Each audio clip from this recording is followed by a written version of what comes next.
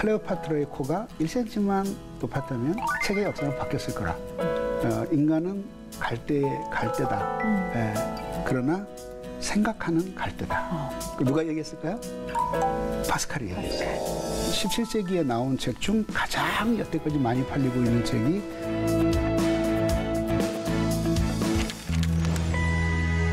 빵세라고 하는 이름은 생각한 것들, 그때의 신앙심이 뜨거웠던 이 파스칼은 기독교 신앙에서 떠나가고 있는 사람들에게 이 기독교의 진리가 얼마나 인간을 행복하게 하는가, 인간의 실존에 대한 답을 주는 것이다라는 것을 변증하는 목적으로 이 책이 쓰여진 것이에요.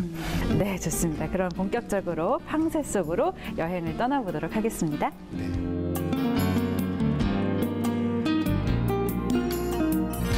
우주에서 인간이라는 존재는 그런 거잖아요.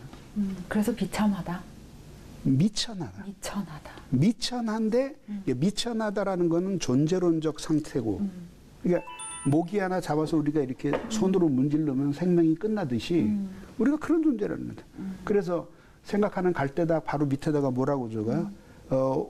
온 인류를 파멸하기 위해서 우주가 무장할 필요는 없다. 수증기 한 방울, 베이퍼라 그래요. 수증기 한 방울이면 충분하다.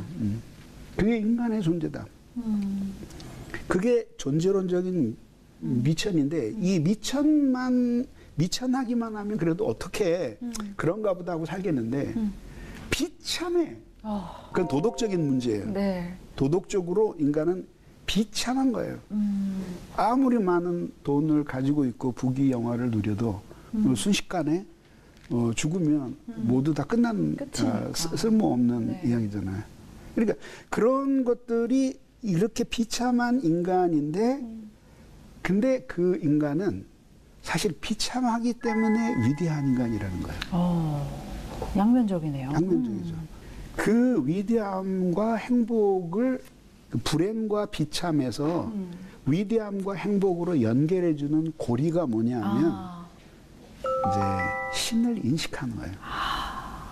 근데 그게 데카르트가 이야기하는 그런 식으로는 신이 인식될 수가 없는 거예요. 의심하고 의심해서는 그렇게 해서는 안 돼요. 신을 인식할 수가 없다. 그래서 이제 데카르트도 그거는 아예 자기의 논의의 대상에서 제외해 버려요. 그거는 이성에 의해서 증명될 수 있는 영역이 신의 아니고, 영역이. 심지어 그거는 어떻게 그 이성과 조화를 이루고 찾아가야 되는지 그런 거는 이제 데카르트의 관심 밖이에요. 근데 이제 이 사람은 두 가지를 만나게 하고 싶었던 거죠. 왜냐하면 결국 인간이라는 존재는 논리적으로 생각하는 이성과 감성으로 느끼는 심정을 가진 존재로서 이 두 개가 유기적으로 활동하면서 인간이라는 삶을 살아간다는 거죠. 그러니까 훨씬 현실적이죠, 이 사람의 생각이. 그죠? 예. 그러면서 이제 여러분들에게 단장을 이제 소개하려고 합니다. 자, 그럼 보겠습니다. 네. 그러니 인간이란 그 어떤 괴수인가, 만물의 심판자이자 전능한 벌레, 진리의 수탁자이자 불확실성과 오류의 시궁창, 우주의 영광이자 쓰레기. 그래서 이제 빵세를 시작하면서 이 파스칼이 인간의 위대함을 먼저 말하기 전에 비참을 말하지 마라. 왜냐하면 뒤집어서 비참만 말해버리면 그 인간이 희망을 가질 수가 없는 거죠. 그래서 그 인간의 위대함을 이야기를 하고 그리고 비참을 이야기하라. 그러면 그 위대함에 대한 그리움이 생겨나지 않겠어요? 자, 한번 퀴즈를 한번 내봅시다. 네, 또다시 돌아왔습니다. 네, 퀴즈의 돌아왔습니다. 시간. 네. 우리 오늘은 저 뒤에 앉아있는 형제에게 물어보겠어요. 2평짜리 감옥에 갇히게 됐어요. 딱 침대 하나하고 그 다음에 이 밥통 하나하고 밖에 없어요. 화장실하고 화장실에 이렇게 변기하고 다 그렇게 밖에 없어요. 두 사람이 수감됐어요. 한 사람은 노숙자로서 소매치기를 하다 걸려서 수감됐어요. 한 사람은 정권의 최정상 가까이에 있어서 1000억짜리 집에 살다가 떵떵거리던 사람이 부정이 발견돼 가지고 결국은 투옥됐어요. 누가 더 고통스러울까요? 아마 정상에 서 있다가 살던 사람이죠. 네네. 한번 본인이 그 사람화 돼서 한번 감옥에 갇힌 느낌을 얘기해 보세요. 어떤 느낌이에요? 되게 비참할 것 같습니다. 어느 정도일 것 같아요? 상상도 못할 정도로. 죽고 싶을 정도로 괜찮아요. 정확하죠. 내가 이런 상황을 견디느니 죽어야 되겠다. 그러면 그 앞에 우리 자매님에게 한번 이제 물어보도록 하겠어요. 퀴즈의 시간. 반대가 돼 보세요. 이제 그대가 노숙자였어요. 그렇지 진짜 박스를 깔고 그리고 신문을 덮고 자야 되는 처지였는데 구속돼 가지고 난 이제 중노동이나 하나 보다 그러고 딱 들어갔는데 난방 다 되고 그 다음에 수제식 변기 있고 그 다음에 깨끗하게 정리된 모포도 있고 편안하고 전기도 들어오고 어떤 느낌일까요? 나가기 싫을 것 같은데요. 야, 내가 죄 짓기 잘했다. 내가 그때 죄를 안 지었으면 어떡할 뻔했을까. 그리고 편안함을 느끼고 그리고 너 내일 가석방 시켜줄게. 그럼 좋아하겠어요? 싫어하겠어요? 안 된다고 합니다. 그렇죠. 네. 파스칼이 이렇게 비교를 하는 거예요. 그리고 뭐냐면 인간의 처지는 폐위되어서 노예가 된 사람과 같은 존재라는 거죠. 죽고 싶을 정도로 비참한 상태라는 근데 거죠. 자기의 원래 신분을 잊어버렸어요. 그러니까 그냥 이렇게 사는 게 내 처지려니 운명이려니 생각하는데 사실은 너의 원래 신분은 그런 신분이 아니다. 아니다. 근데 그 두 가지가 한꺼번에 사람 안에 함께 있으면서 두 가지 신분과 상태가 신분은 왕인데 상태는 노예야. 그리고 정신은 진리를 찾아가는데 유욕은 오류를 찾아가요. 그리고 우주의 영광이면서도 동시에 빨리 제거되어야지만 지구가 정화될 그런 존재인데 이 극단적인 모순 속에서 파스칼이 울부짖는 이야기는 마치 이거예요. 누가 하나를 이 사망의 몸에서 건져내라. O miserable man that I am. 누가 나를 이 사망의 몸에서 건져내랴. 그렇게 울부짖었던 사도 바울의 심정이었다는 거죠.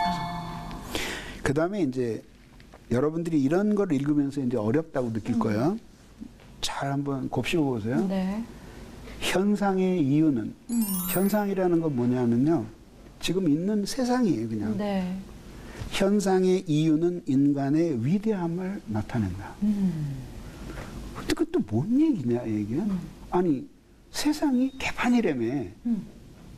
죄인들도 많고, 나쁜 짓도 많이 하고, 세상에 사상이나 이런 것들이 이렇게 망가져 있는데, 이게 인간의 위대함을 보여준다. 그러면서 설명을 붙이는 게 뭐냐면, 사욕에서 사악한 욕심을 가지고도 그런 훌륭한 질서를 만들어내다니. 그러니까 위대함을 보여주는 거죠. 그러니까 인간의 양면성에 대해서 계속 얘기하고 있는 그럴 거죠. 그러니까 뭐냐면 이런 얘기예요. 뭐냐면 개는 아무리 개같이 살아도 개예요. 개를 보고는 개만도 못한 자식 이렇게 말 안 해요. 그렇죠. 네. 그냥 개니까. 그게 개예요. 그 위로도 못 올라가고 아래도 못 올라가요. 근데 인간은 개만도 못한 삶을 살 수 있는 거예요. 왜 인간이 인간이어야 하는데 개처럼 됐을까? 그거에 포인트를 맞춘 거예요. 그러면 왜 개처럼 됐냐면 그걸 자기가 도덕적으로 선택을 한 거예요. 그런 걸 선택할 수 있는 권한이 생각하면서 선택할 수 있는 권한이 인간에게 있고 하나님을 거스르는 이 거대한 문명은 인간이 그 위대성을 발휘해서 그러한 그 쓰레기 같은 자신의 그 비참한 처지를 잊어보고자 자기의 사적인 욕심에 의해서 네. 항구적인 자기의 세계를 건축한 것이 말하자면 하나님 없는 불신앙의 세계의 모습이다라고 합니다. 그 다음은 뭐겠어요? 이제 이 사람은 크게 세 가지를 이제 생각을 하는 거죠. 그래서 이제 이게 말하자면은 그 일부에서 언급되고 있는 그 인간의 신없는 인간의 비참함. 네. 거기에서 이제 2부에서 신 안에 있는 인간의 행복으로 이렇게 넘어가는데 그거를 이렇게 세 개로 전개할 수 있는 거죠. 이렇게 일부의 맨 앞부분이 뭐냐면 우주를 보면서 자기가 얼마나 비참한 존재인지를 인식하는 거예요. 미천하고 우주를 똑바로 쳐다보면은 미칠 수밖에 없는 존재인 거. 그리고 안 미쳐도 결국은 미쳤기 때문에 안 미친 거라는 사실을 하면서 미칠 수도 없고 안 미칠 수도 없는. 그러니까 미쳐도 미친 거고 안 미쳐도 미친 거인 그런 존재가 될 수 없는 인간의 비참함을 인식하는데 그 인식하는 것만으로는 해결의 길이 없는 거예요. 그래서 그 다음에 철학자들에게로 이야기가 옮아가는 거예요. 이런 거를 느꼈던 수많은 선각자들이 이거를 어떻게 해결하려고 했나. 그게 이제 위대한 철학자들을 찾았던 것을 보면서 그러면 최고의 선이 무엇인가를 어떻게 생각했고 그거를 찾아가려고 했는데 결국 그거 실패했다고 보는 거예요. 만약 그것이 성공했다면 신이 필요 없는 거죠. 그리고 그 다음에 그러면서 이제 설명하는 게 이거예요. 이 세 번째 그림이에요. 어떻게 하냐면 이성으로는 이렇게 상승해서 신에게 겨냥하고 가. 근데 결국은 안 돼. 꺾여져요. 그래서 그는 심정을 통해서는 도달할 수 있는 거죠. 신앙이 이 안에 들어가는 거예요. 보이는 것만 믿는 것이 아니라 그다음에 깊은 속을 꿰뚫어 보면서 통찰하는 그것으로서 신에게로 돌아가게 되면 이게 하나님은 사랑이에요. 네. 무한한 사랑이에요. 그래서 그 사랑을 사랑하게 될 때 그때 비로소 신이 사랑하는 모든 것을 자신도 사랑하게끔 되어서 이렇게 신앙으로 상승됐던 심정적 인식이 다시 그 사랑을 가지고 아래로 하강하면서 모든 인간과 세계를 사랑하게 됩니다. 거기서 인간이 그 하나님 안에 있는 행복을 누릴 수 있다. 이렇게 보는 거예요. 비참함과 미천함에서 벗어날 수 있는 그 비밀이 유일한 길이라는 거예요. 비밀이 열려 있다는 거죠. 자, 그 다음 단장을 보겠습니다. 자연은 그것이 신의 그림자임을 나타내기 위해 완전성을 가지고 있고 또한 그것이 신의 그림자일 뿐임을 나타내기 위해 결함을 가지고 있다. 저 푸른 하늘에 수많은 별들도 주 하나님의 사랑을 늘 속삭이지요. 우리 주일학교 때 많이 불렀던 찬송이잖아요. 이게 뭐 어떤 사람은 어거스틴이 쓴 거라 그러고 또 어떤 사람은 그게 아니고 나중에 쓴 거다 뭐 이러는데 뭐 전 잘 모르겠어요. 아마 후자가 맞을 가능성이 많겠죠. 근데 거기서도 보면 그러잖아요. 온 천하 만물이 그림책 같다. 그래서 거기에는 놀라운 질서가 있는 거죠. 그죠? 이거 막 놀라운 질서가 있잖아요. 모든 게 그 질서, 그래서 예측이 가능하고 모든 것들이 그게 뭐 완전해 보이는 거예요. 근데 그래서 자연을 보면 결국은 하나님이 계시다는 사실을 그림자를 보면서 사람이 오는 걸 알듯이 알게 되는 거예요. 근데 그건 하나님이 아니에요. 그렇죠. 그래서 자연을 그렇게 봐, 우주를 봐. 별들이 너무 신비하고 별들이 너무 질서정연하고 충돌하는 법도 없고 너무 별빛이 아름다워요. 근데 그게 지금 우리 어머니가 방금 돌아가셔서 통곡하고 탄식하는 내 마음을 그 자연이 위로해 주지 못하는 심지어 자연에 결함이 있어서 왜 좋으신 하나님이 이렇게 엄청난 쓰나미를 일으키실까 이런 질문을 하게 만든다 이거예요. 그래서 그건 결국은 신이 아니라 그건 그림자일 뿐이라는 걸 보여주기 위해 결함을 가지고 있다는 거죠. 그 결국은 그 자연의 아름다운 질서 속에서 질서와 그 다음에 설명할 수 없는 자연의 무질서 사이에서 결국은 이 두 개를 통합하는 뭔가를 이 모든 것을 설명해 줄 수 있는 신이라는 절대자를 요청한다는 거죠. 그 다음에 이제 단장 283을 보면요. 새 정욕이 새 악파를 만들었다. 철학자들은 단지 이 새 정욕 가운데 하나를 따랐을 뿐이다. 그게 뭐냐면 스토아주의, 허무주의. 이 허무주의고 그 다음에 피로니즘은 회의주의예요. 불가지론이에요. 피론이라는 사람에게서 유래된 거거든요. 예. 근데 파스칼의 입장에서 이렇게 보는 거죠. 요 두 개는 인간의 비참을 너무나 잘 보고 그 대신 거기에만 매달린 거예요. 근데 무신론은 뭐냐면 신이 없다 생각하는 거예요. 이거는 위대함 하나에만 매달린 거예요. 그러니까 결국은 두 개 어느 쪽 한쪽을 포기하고 치우칠 때 인간은 진리로부터는 멀어진다는 것을 보여주는 거죠. 자, 여기서 유명한 얘기가 나와죠. 신을 느끼는 것은 심정이지 이성이 아니다. 그러니까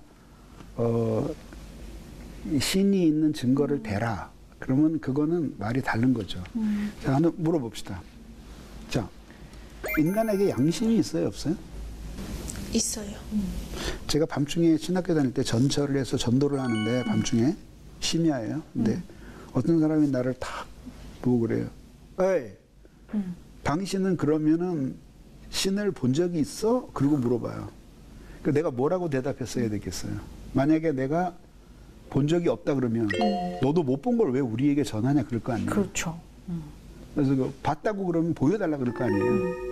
근데 내가 뭐라고 대답해야 되겠어요? 봤다 그래야 되겠어요? 못 봤다 그래야 되겠어요? 봤다고. 못 봤다고 말하면 너도 못 본 걸 왜 전하냐 그럴 거 아니에요.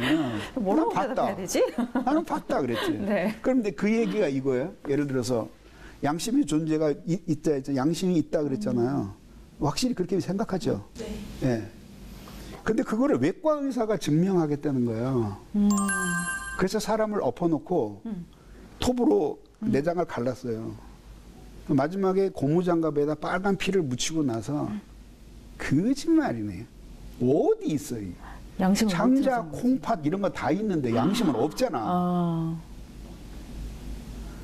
그게 바로 이성의 한계라는 거예요. 왜냐하면 양심은 해부학적으로 있는 핏줄과 살을 가진 장기가 아니라 정신의 기능이에요. 그런데 그 양심의 증거는 사실 우리 콩팥이 왼쪽에 있느냐 오른쪽에 있느냐 아니면은 무슨 간이 왼쪽에 있느냐 오른쪽에 있느냐 하는 것보다 더 명확하게 혹시 우리의 장기는 여태까지 알려진 것과 위치가 바뀔 수 있어도 사람에 따라서 양심이 있다는 걸 사실만큼 부인을 못 하잖아요. 그러니까 그런 점에서 이제 신을 알 때 그렇게 그 과학적인 이성의 논리로만 신의 존재를 찾아내는 것은 양심을 찾겠다고 수술실에 사람을 집어넣고 배를 가르는 것과 같다 얘기예요. 그 다음에 자 이게 그 제 마음을 때렸던 문장이에요. 심정은 이성이 모르는 자신만의 논리를 가지고 있다. 심정은 자기가 열중하는 데에 따라 어디에 열중하느냐에 따라서 보편적 존재를 자연적으로 이게 본성적으로 그런 뜻이에요. 본성적으로 보편적 존재를 혹은 본성적으로 자기 자신을 사랑하게 된다. 그러면서 우리를 마음을 때리는 게 이게 당신이 자신을 사랑하는데 그 누구도 부인 못하잖아요. 그렇죠. 예. 질문 하나 할게요. 자동차를 타잖아요. 그러면 이제 정면 충돌을 하잖아요. 네. 운전수가 죽을 확률이 높게요? 조수석에 죽을 사람, 조수석에 있는 사람이 죽을 확률이 높게요? 제가 조수석에 있는 사람이 죽을 확률이 높다고 들었던 것 같습니다. 네. 그 이제 예를 들어서 둘이 서로 사랑해요. 네. 나 생명도 널 위해 줄 수 있어. 근데 정면 충돌하는 순간에는 운전대를 자기 쪽으로 꺾게 돼 있어요. 본능적으로. 본능적으로. 그러니까 그때에 내가 이 사람을 사랑해 그런 생각할 새가 없어요. 예, 꺾어요. 그래서 결국 이 사람은 죽는 거예요. 꼭 죽는다는 보장이 내도 확률적으로 그렇게 되는 거예요. 근데 하는 게 뭐냐? 자기가 자기를 사랑한다는 거는 입증할 필요가 없는 것이 내가 회의한다면 내가 존재한다는 것만큼 너무 명료한 명제를 얘기해요. 근데 판에 신을 사랑하지 않는 건 논리가 있어요. 어디 있냐? 어디 있냐? 그러는 거야? 그럼 내가 묻고 싶어요. 그러니까 너는 어디 있냐? 너는 어디 있냐? 그러면. 그럼 나는 어디 있다라고 말할 수 있을까? 어디 있어요? 신이 어디 있냐? 그랬는데, 그럼 너는 어디 있냐? 아, 나 열린 교회에 있지. 아, 그거 말고. 그런 대답이 아닌 거 너무나 잘 알잖아요. 너라는 자아가 어디 있냐? 몸 안에. 그럼 공간을 사랑하는 게 아니잖아요. 그러니까 하나님을 사랑하지 않는 거는 논리가 있는데 자기를 사랑하는 건 논리가 없는 거예요. 그냥 사랑하는 거예요. 그러니까 결국 인간이라는 존재는 신을 사랑하든지 자기를 사랑하든지 둘 중에 하나라는 거죠. 그래서 이제 이 사람은 둘 다 모른다라고 하는 것은 불가능하다 이렇게 보는 거죠. 왜냐하면 이미 우리는 인생을 살아가고 있고 매 순간 신이 있느냐 없느냐 이런 문제를 가지고 우리는 도덕적인 결정을 해야 되는 거죠. 여기서 이제 중요한 현실적인 적용의 문제가 여기서 나와요. 네. 그게 뭐냐면 인간이라는 존재가 성경으로 보면은 어디서 만들어져요? 하나님이 인간을 어디에서 만드셔요? 무엇을 재료로 만드셔요? 인간이 숨을 불어 넣으셔서 흙으로. 네, 흙으로 빚으셔서. 흙으로 빚으셔서. 네. 근데 그 흙이라는 게 히브리어 성경에 아파르라고 나와요. 아파르. 네. 이게 티끌이에요. 아, 티끌. 먼지. 그러니까 이런 그 벽돌 만드는 흙이 아니라 먼지예요, 먼지. 먼지가 함의하는 건 뭐냐면 아무것도 아니다. 의미에 있어서 아무것도 아니다라는 거예요. 그리고 그 코에 생기를 불어넣어요. 그래서 결국은 모든 것들은 없는 것에서 생겨났기 때문에 결국은 없는 것으로 돌아가려고 하는 거죠. 자, 집에 자기 방을 쓰고 있어요? 네. 청소를 얼마에 한 번씩 해요? 저는 하루에 한 번씩 해요. 되게 깔끔하시다. 모범들이시네. 근데 그럼에도 불구하고 걸레질 하세요, 이렇게? 네. 특히 책장 같은데 걸레질 하죠. 책장을 사랑하는 거. 서재 재발견인데. 네. 그러게 말이에요. 근데 이렇게 청소하면 걸레질을 하면서 이제 짙은 색깔의 걸레로 청소를 하다 보면은 뭐가 나와요? 먼지도. 그 정체가 뭐예요? 먼지의 정체가. 털? 사물이 부서진 거예요. 사물이. 피부가 부서진 것일 수도 있고, 책이 부서진 것일 수도 있고, 그 다음에 플라스틱이 부서진 것일 수도 있어요. 부스러기. 그럼 극단적으로 확장을 해서 만약에 수만 년을 내버려 둔다면 어떻게 되겠어요? 먼지가 이렇게 쌓이면서 모든 물건들은 먼지로 환원이 되는 거죠. 먼지를 더 내비두면 어떻게 될까요? 그 먼지도 없어지겠죠. 먼지도 영원하지 않으니까. 그럼 마지막에 화학 기호화 돼버리는 거예요. 자매가 지금 오른손 두 번째 손가락의 손톱 중 어떤 원소는 수만 년 전에 코끼리 콧등이었을 수도 있는 거죠. 그리고 이순신 장군의 그 솜털에 이었던 걸 수도 있는 거죠. 그러니까 그렇게 결국은 무로부터 창조됐기 때문에 인간이 무로 돌아가는 거예요. 이렇게 무한으로 돌아가요. 근데 그거를 직시하면 인간이 너무 무서워서 살 수가 없는 거예요. 그래서 파스칼이 욕망론을 이런 식으로 해석을 하는 거예요. 네. 인간이 막 무지무지하게 경쟁을 해서 돈을 벌려고 하잖아요. 그리고 높은 지위에 오르려고 하잖아요. 그러니까 막 이렇게 오르려는 이유가 있다고 보는 거예요. 어떤 이유일까요? 그 이유가 뭐냐면 지금부터 설명하려고 하는 거예요. 험으로부터 와서 무한으로 가는데 자기는 우주를 쳐다보면 미치지 않을 수 없는 존재라고 말씀드렸고 네. 안 미쳐도 미쳐서 안 미치는 거라고 말씀드렸잖아요. 네. 그런 거를 똑바로 보면서 인간은 살 수가 없다고 보는 거예요. 그러면서 나오는 아주 중요한 개념이 있는데 디베르티스멍이라는 개념이에요. 디베르티스멍. 디베르티스멍. 이건 뭐냐면은 정확한 번역이 별로 없는데 기분 전환, 기분 돌림, 그 다음에 마음 돌림, 아니면은 오락, 딴 데 정신 팔기, 뭐 이런 정도의 뜻이에요. 그래서 저는 그걸 회피라고 봐요, 회피. 그래서 그거를 똑바로 들여다볼 수 없기 때문에 회피를 하는 거예요.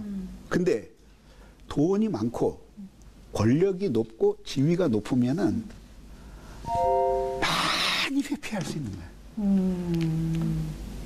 많이 왜 회피하는데 다 돈이 들어가는 거예요. 자, 여기서 끝나고 우리 가다가 우리 이것도 맞는 인연인데 PC방에 가서 우리 한 게임 뜨고 갈까? 그것도 돈 내야 되잖아요. 그래서 당구장에서 당구나 칠까? 그것도 돈 내야 돼요. 그러니까 돈이 없으면 안 되는 거예요. 그거를 집중하지 않고 그 디베르티스멍 하기 위해서 그걸 저축해 두는 거라. 지위와 재물들을. 그래가지고 이제 정신을 전환시키는 거예요. 그게 예수님이 부자가 천국 들어가기가 낙타가 바늘구멍 들어가기보다도 어려울 거다. 실제 바늘구멍에 바늘구멍이라는 그 지명이 있었어요. 근데 거기 들어가기가 어려울 거다. 그렇게 보는 이유가 결국은 이 회피에서 벗어나기가 어려운 거예요. 그러니까 돈을 많이 가지고 있으면서도 돈에 전혀 마음이 흔들리지 않으면서 똑바로 인간의 비참과 허물을 어떻게 극복할 것이냐 이렇게 하고 살아가면 기독교로 말하면 훌륭한 신앙인이 되는 거고 네. 뭐 다른 종교로 말하자면 득도한 사람이 되는 거고 불교로 말하자면 해탈하는 사람이 되는 거예요. 근데 그거는 그 수십만 명 중에서 한두 명이 갈까 말까 하는 길이잖아요. 근데 그래서 결국은 인간이 이렇게 되는 거죠. 그래서 거기서 단장에서 이렇게 얘기하는 거예요. 너는 위로가 필요하다. 당연하잖아요. 맨정신으로 살 수가 없는데 우주를 보면서 이게 나는 이제 순식간에 사라질 존재인데 라고 하는 거 있잖아요. 그게 그 어렸을 때 고등학교나 중학교 때 예쁜 사진 이렇게 탁 놓고 나를 한번 이렇게 거울로 이렇게 비춰보면 세월이 흘렀구나 느끼잖아요. 그렇죠? 네. 네. 그런 거 느끼고 그게 이제 나이가 들수록 점점 더 많이 느껴지는 거예요. 근데 위로를 안 받을 수고는 맨정신으로 살 수 없는 존재야. 그래서 위로를 받아라. 근데 너 자신이 너를 스스로 위로하지 할 수 있을 것이라고는 기대하지 마라. 위로는 그렇게 해서 오는 게 아니다. 그럼 어떻게? 반대로 너에게 아무것도 기대하지 말아라. 그럼으로써 네가 생각지도 않았던 데로부터 위로가 올 것이라는 거를 기대해야 된다. 그게 이제 신앙이 그걸 기대하게 됩니다. 진정한 위로가 신앙이라는 이야기를 하고 있는 거네요. 말하자면 이제 그쪽으로 이제 그 이야기를 돌리는 거죠. 그러니까 너의 위로는 너의 위로를 안 된다. 그리고 우리는 이제 나 이거를 읽으면서 사실은 현대의 젊은이들이 이제 꼭 그 들어야 되겠다라는 생각을 한 이유가 뭐냐면요. 최근에 제가 읽은 책 가운데 하나가 죽은 자의 방청소라는 책이 있어요. 근데 그 사람 직업이 이제 시체 치워주는 사람이에요. 그 사람의 시각에서 죽음이라는 걸 본 거예요. 근데 고독사 하는 사람 있잖아요. 언제 죽었는지도 모르고 가보니까 이미 다 죽고 뭐 시체가 뭐 다 구더기가 쓸고 막 이런 상태인데 그렇게 외롭게 죽은 사람 책꽂이에는 예외 없이 위로에 관한 책들이 꽂혀 있어요. 너무 외로우니까 책을 뒤져서 괜찮아. 그 모습 그대로 살아. 너는 희망이 있어. 이런 책들을 읽으면서 고독사, 고립사 되어가는 거를 생각을 하는데 야, 울컥하는 마음이 들지 않아요? 그러니까 인간이는 결국은 위로가 필요해요. 근데 이제 그런 방식으로 위로가 오지는 않는다. 예. 그러니까 그런 파스칼의 시각에서 오늘날 우리의 그 도서계를 이렇게 보면 이게 지금 이제 딱 생각이 났어요. 이런 거예요. 이제 죽어요. 이게 그 사람 지금 죽어가. 네. 빨리 수술대에 눕히고 수술을 해가지고 얼른 빨리 그 떼어내고 빨리 봉합을 해가지고 네. 약을 발라줘야지만 이 사람 살 텐데 그래서 그 마취제와 마약을 계속 주면서 이렇게 몽롱한 상태로 들어가요. 용감하게 똑바로 보고 그리고 자기가 얼마나 미천하고 도움이 스스로를 도울 수 없는 존재인지를 보라. 그리고 나의 도움은 내가 기대하지 않았던 곳에서 오지 않는다면 나는 희망이 없다. 그런 생각을 하지라는 거예요. 결국 이런 단장이 나와요. 이것도 명문이에요. 만약 인간이 신을 위해 하나님을 위해 지은 바 되어지 않았다면 왜 인간은 하나님 안에서만 행복할 수 있을까? 만약 인간이 신을 위해 지음을 받았다면 왜 그토록 자기를 행복하게 할 신을 거역하는가? 인간은 그렇게 역설적인 존재라고. 그래서 결국은 행복은 불행은 자기를 잃어버리는 데 있고 행복은 자기를 찾는 데 있다. 근데 결국 자기를 찾는 것은 자기 자신 안에서 찾아지는 게 아니라 여기 하나님과의 관계에서 결국은 자기가 어디로부터 왔고 어디로 갖는 존재라는 것을 알면서 결국은 이거를 찾게 된다. 예. 마무리를 향하여 가고 있는데요. 네. 파스칼의 유명한 불의 밤이라는 이야기예요. 불의 밤. 예, 이거 단장에 나오는 그대로를 인용한 거예요. 네. 자기가 직접 쓴 거예요. 1654년 11월 31일 밤이었어요. 그러니까 결국 이거는 그가 31살 때 일이죠.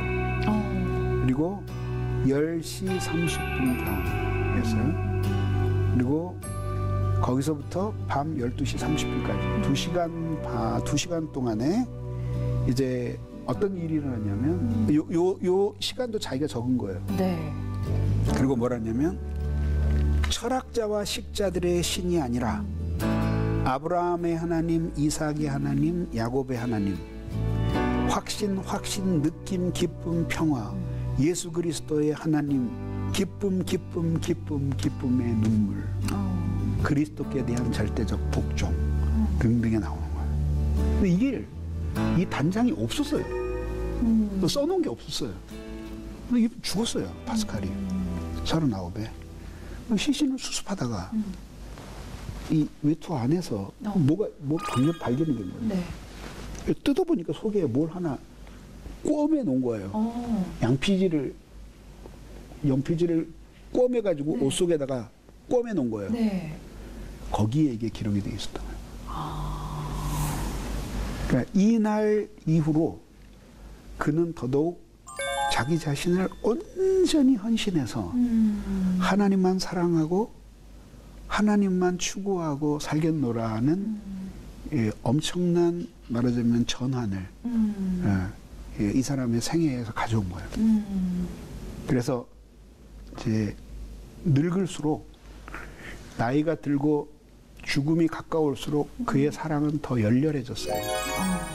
근데요, 이제 이 파스칼을 마지막으로 마무리를 하면서 이 파스칼이 너무 그 인간에 대한 그런 그 엄청난 통찰력 그리고 인생을 우주론적으로 보면서 그 하나님 앞에서 자신의 인간의 존재를 밝히고자 하는 그런 그 엄청난, 만약에 이렇게 작품으로 나왔으면, 빵새가 작품으로 나왔으면 엄청난 우주론적인 작품이 됐을 거라고 봐요. 왜냐하면 이미 과학자지요, 수학자지요, 그렇죠. 기하학자지요, 그다음에 천문학에 대한 지식도 있죠.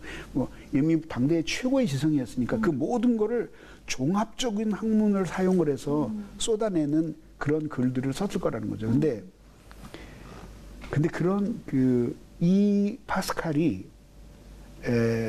마음으로 깊이 흠모하고 공감했던 기독교의 위인이 있었어요.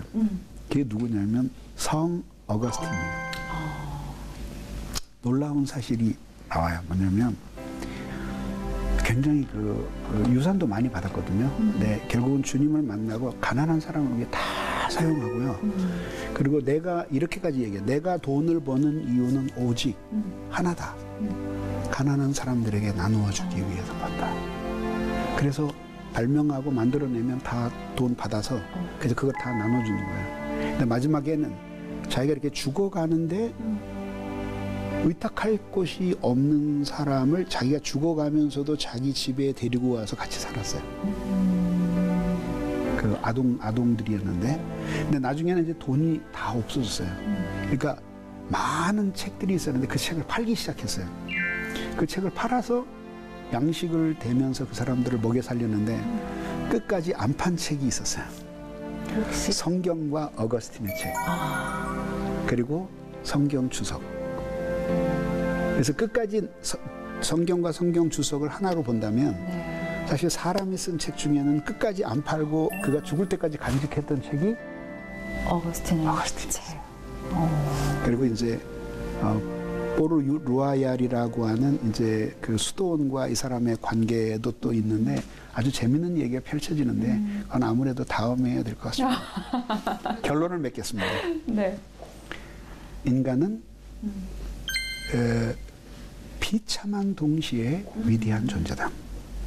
두 번째, 그런데 인간의 위대함은 공간에 있는 게 아니라 공간에 있으면 그냥 그 먼지처럼 나타났다 사라지는 존재일 뿐이에요. 자기가 아무리 등치가 크다고 얘기해 봐야 뭐 2m에 150kg 밖에 더 되겠어요. 예. 그거 아무것도 아니에요. 벌레 한 마리 지나지 않아요. 인간의 위대함은 공간이 아니라 사유함에 있다. 우주는 나보다 더 크지만 생각 속에서는 우주는 나의 일부일 뿐이다. 그리고 그래서 결론은 삶으로 삶을 비춰보지 말고 죽음으로 삶을 비춰봐라. 그리고 가짜 행복이 아니라 참 행복을 찾아라. 그러면서 이 강의를 다음 단장으로 마무리하려고 합니다. 네. 단장 751번입니다. 너를 다른 사람과 비교하지 말라. 나와 비교하거라. 여기서 나는 파스칼이 아니라 주님이에요. 아, 주님이요. 그러니까 이제 마지막으로 이거예요. 뭐냐면 인간의 자기가 하나님 앞에 엄숙하리 많지 존귀한 존재라는 사실을 깊이 깨달으면서 그러면서 이제 그걸 깨달으면서 그 인생에서 참된 인생의 의미를 못 찾는 사람들은 끊임없이 남과 자신을 비교하는 거예요. 쟤는 금수저물로 태어났는데 쟤는 아빠가 저렇게 밀어줘가지고 결혼할 때 집도 사가지고 간다는데 쟤는 머리가 좋아서 저렇게 공부도 잘하는데 옛날에는 나하고 똑같았었는데 아니 결혼하고 7년 만에 만났더니 나는 할머니를 향해 가는 아줌마가 됐고 쟤는 10대를 향해 가는 아가씨가 됐어. 어떡할까? 뭐 이런 고민을 하는 거예요. 근데 파스칼은 그거는 이 인간의 고뇌와 슬픔에 대한 궁극적인 해결이 될 수 없다. 그럼 어떻게 하냐? 하나님과 비교하라. 하나님은 나는 정의롭게 살려고 애를 썼다. 하나님은 어떤 분이실까? 근데 그게 심오한 뜻이 있는 거예요. 너는 나와 비교하라라는 이야기는 너는 다른 사람과 비교하지 말고 너 자신과 비교해보라 할 뜻이에요. 자, 비교를 하는 거예요. 그러면 부잣집에서 태어난 저 형제를 보면서 자존심 상해하지 말고 자존심 상해하지 말고 혹시 그 부잣집에서 태어나거나 모든 면에서 내가 발벗고 따라가도 못 따라갈 사람을 보면서 약간 그 자신에 대한 위축되고 좌절나는 그런 걸 못 느낀 적 있습니까? 열등감 비슷한 게 생기죠. 어떤 때 제일 강력했어요, 이런 게? 이제 제가 꾸준하게 해왔고 그리고 제가 잘한다고 생각했던 부분에 있어서 저보다 더 월등한 사람들을 봤을 때 그런 게 좀 생각나는 것 같습니다. 그렇죠. 네. 그 볼프강 아마데우스라는 영화 보신 적 있죠? 모차르트 이야기. 네. 네. 근데 모차르트 이제 살리에리는 어쨌든 열심히 하려고 그랬잖아요. 노력하죠. 이제 막 엄청 노력해서 작곡을 했어요. 그래서 보여주는 거야. 그러니까 모차르트가 이렇게 보더니 그래요? 이거 어때요? 땅땅땅땅땅 쳤는데 그 사람이 그렇게 오래 작곡한 건 잊어버리고 이 사람이 작곡한 건 기억에 남아요.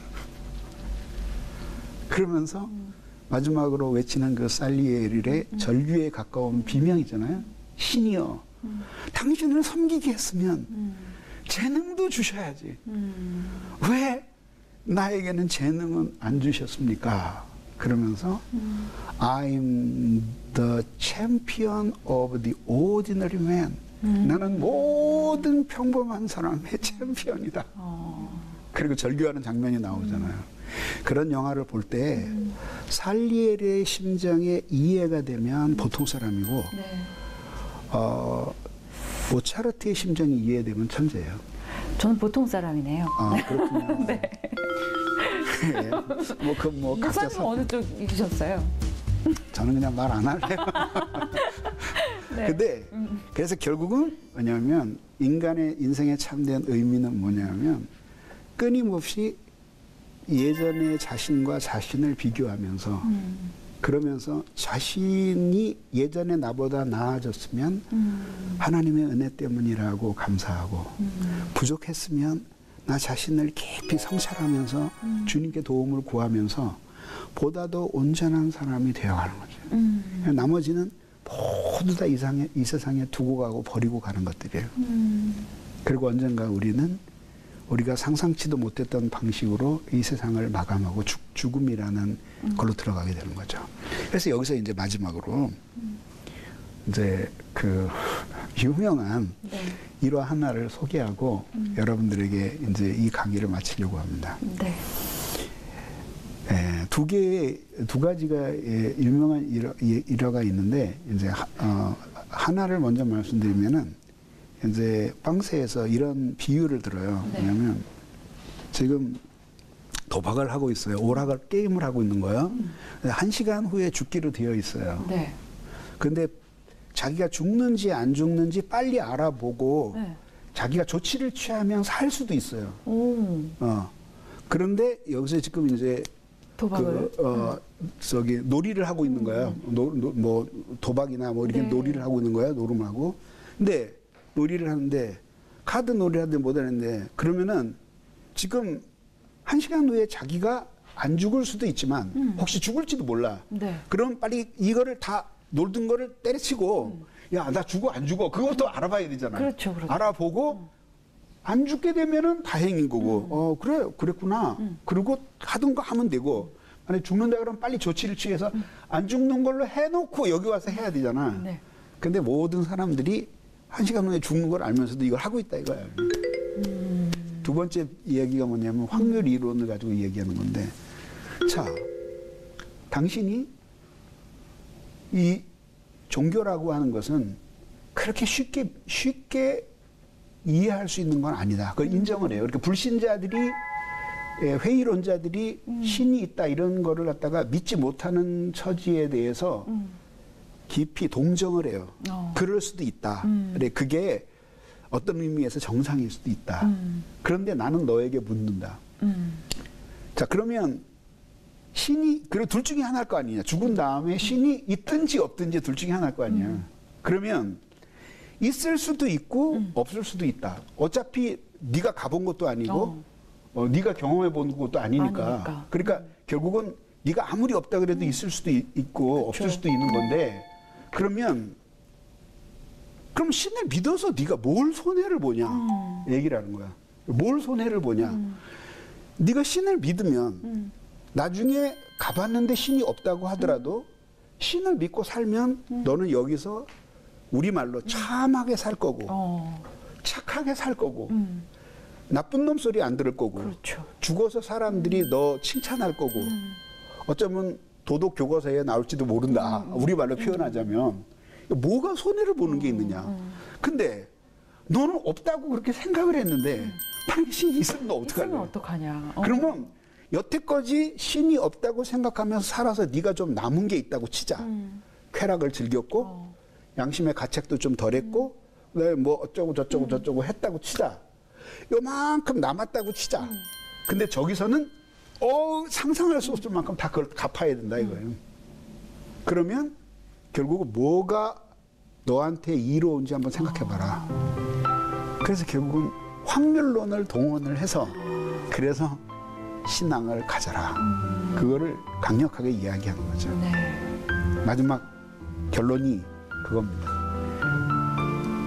파스칼은 몽테뉴는 삶으로 삶을 비춰보라 라고 말한다면 파스칼은 삶으로 비춰보면 삶의 색깔을 알 수 없다. 죽음의 빛으로 삶을 비춰봐라. 그러면 삶의 색깔이 나타날 거다. 그거를 생각하며 가짜 행복을 버리다가 멸망하지 말고 가짜 행복을 바라다가 멸망하지 말고 참 행복을 찾아서 살다가 영원한 행복을 누리는 사람이 되라. 이상으로 마치겠습니다. 일단 박수 한번 드릴까요?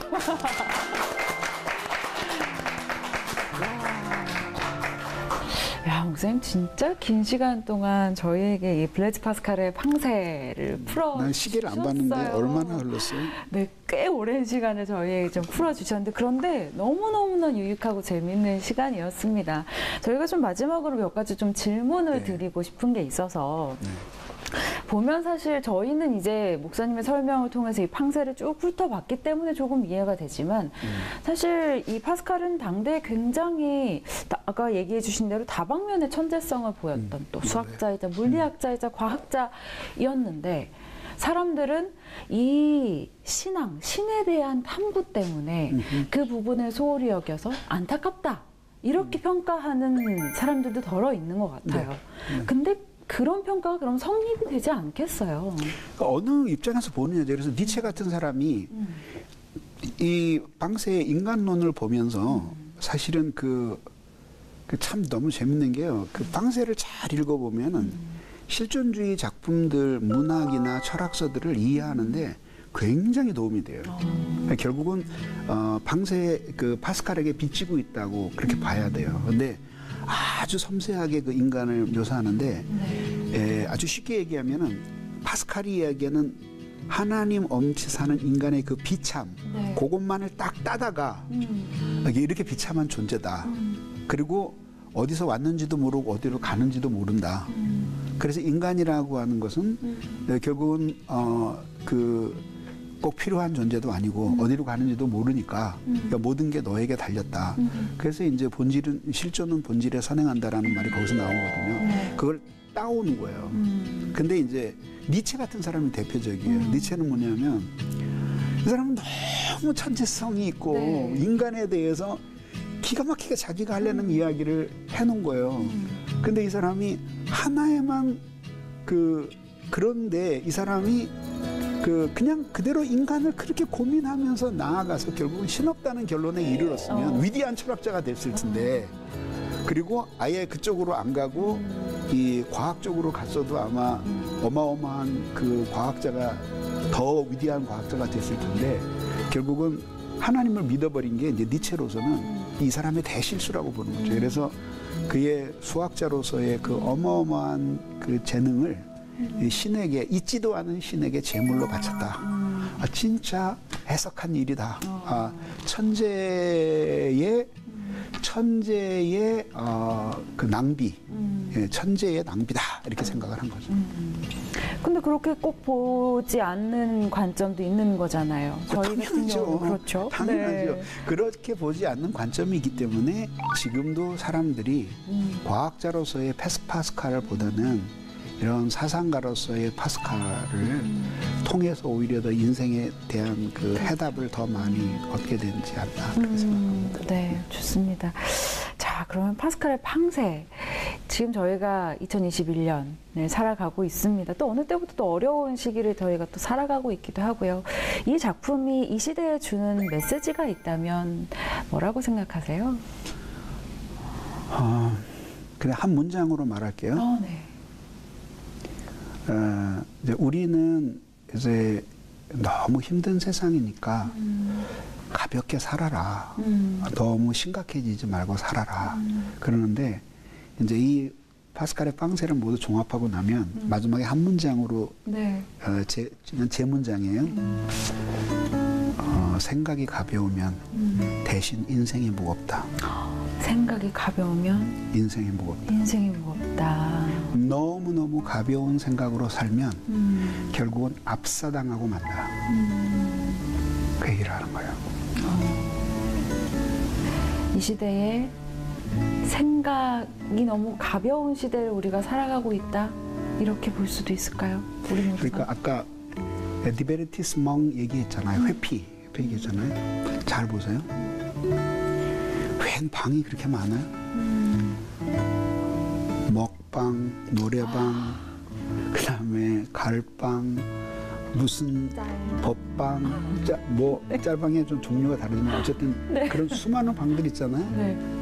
그리고 요새 이제 트로트 같은 것들도 유행하잖아요. 그러니까 이제 저는 이제 문명사적인 관점에서 소비 문화라고 보는 거예요. 소비. 그러니까 인간의 정신을 회피하게 만들어줘요. 과학기술의 발전도 그런 면을 가지고 있기 때문에 우리들이 조심해야 되는 거죠. 그러면서 정신은 계속 분산되어서 인생에 대해서 진지하게 생각해 볼 수 기회를 별로 갖지 않고 근원도 모르는 어마어마한 인생의 무게에 눌려서 고독 속에서 살다가 죽어가는 거예요.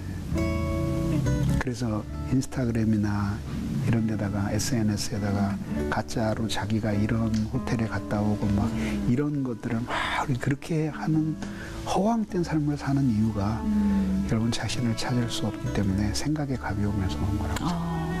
그렇군요. 우리 목사님께 그렇다면 팡세는 좀 어떤 작품인가요? 팡세는 정확하게 말하면은 나라는 목적지로 가는 내비게이션. 나라는 목적지로 가는 내비게이션. 정확해요. 정확한 내비게이션. 남이 그려준 약도 가지고 여태까지 날 찾아갔거든요. 근데 대부분의 약도가 뭐냐면 가짜야. 야, 너 찾아가지 마. 거기 가면 있지. 칙칙하고 골치 아프고 기분 나쁜 것만 있어. 그러니까는 딴 데로 가. 그럼 그려놓은 거야. 여기 가보니까 성공을 향해 가. 거기 네가 있을 거야. 가보면 신기루해요. 뭘 하면 가. 이렇게 하면 또 신기루해. 근데 이거는 정확하게 참 내가 어디 있는지로 안내하는 정확한 내비게이션. 네, 좋습니다. 자, 자, 우리 오늘 김남준 목사님 모시고 파스칼의 팡세 함께 살펴봤는데요. 우리 목사님께 나라는 목적지로 가는 내비게이션 같은 책이다라고 말씀을 하셨어요. 근데 이 시간을 통해서 우리 많은 독자 여러분께도 그런 내비게이션을 찾게 되는 그런 시간이지 않았나라는 생각이 듭니다. 이 팡세를 통해서 나라는 목적지로 옳은 길로 가시기를 바라면서 오늘 여기서 이만 마무리하도록 하겠습니다. 우리 수고해주신 김남준 목사님께 다시 한번 박수 드릴까요?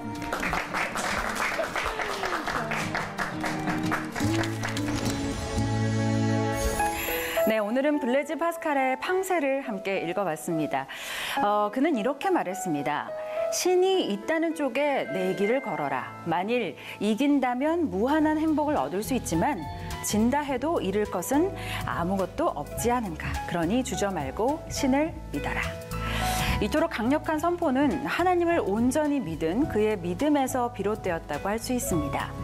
그를 찾아와 주신 하나님, 진리를 발견한 후 그가 한 선택, 그리고 그 선택이 낳은 팡세는 과거에도 현재에도 또 앞으로도 계속해서 읽힐 소중한 전도서라는 것을 기억하면서 여러분의 서재에서도 팡세가 재발견되길 바라는 마음으로 저희는 여기서 이만 인사드리도록 하겠습니다. 함께해 주신 여러분 고맙습니다.